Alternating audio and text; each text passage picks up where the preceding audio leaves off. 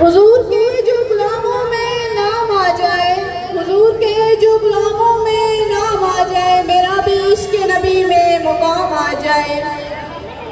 Now I would like to call Maria Sento upon the stage to present a speech.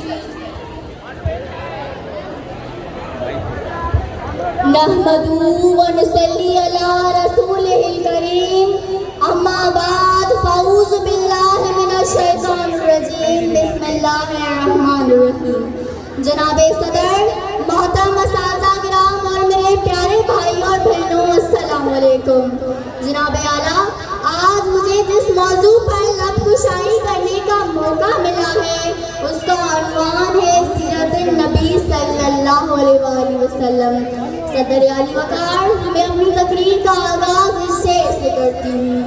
وہ آئے جن کے آنے کی زمانے کو ضرورت تھی، وہ آئے جن کے آنے کی زمانے کو ضرورت تھی، وہ آئے جن کی آمد کے لیے بے چین فطرت تھی، وہ آئے نغمائے داؤد میں جن کا ترانہ تھا، وہ آئے نغمائے داؤد میں جن کا ترانہ تھا، وہ آئے غرے یعقوب میں جن کا فسانہ تھا، وہ آئے جن کی خاطر مسترب تھی وادی فتحا، وہ آئے جن کے قدموں کے لیے کعبہ ترستا تھا. صدر علی وقار، یہ مسلمہ حقیقت ہے کہ حضور اکرم صلی اللہ علیہ وآلہ وسلم کاروانہ نبی کے رہبر عظیم ہیں.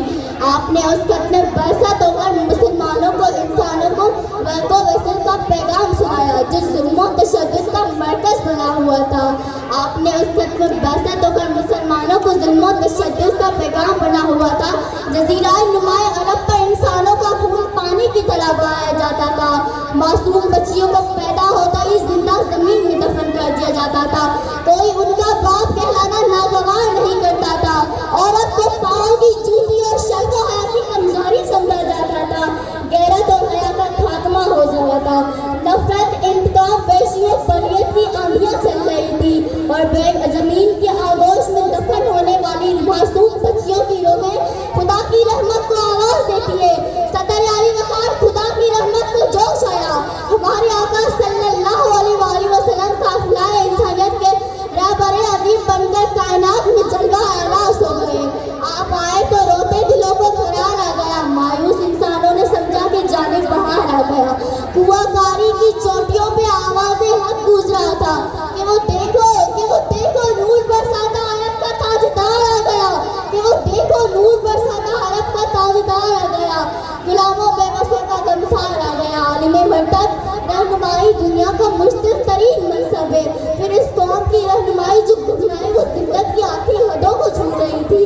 ہمارے آپ صلی اللہ علیہ وسلم کو اس قوم کی رہنمائی چھو رہی تھی. بڑا مشکل کام تھا، مگر آپ صلی اللہ علیہ وسلم رہبر عظیم تھے، ہادی اکرم تھے، نور مجسم تھے.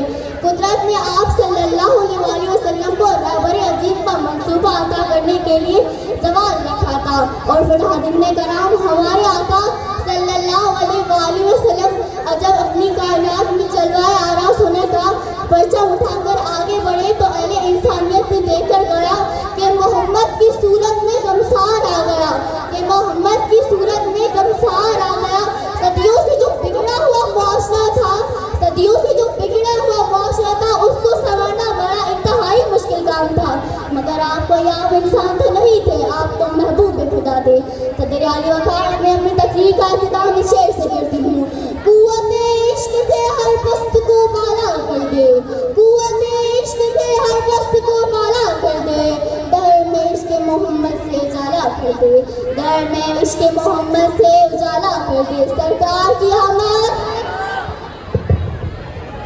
Miss Meg, thanks for sharing your precious words. How I explain the endure of Rasul sallallahu alaihi wasallam. All women always used to throw debris on Hazrat Muhammad sallallahu alaihi wasallam.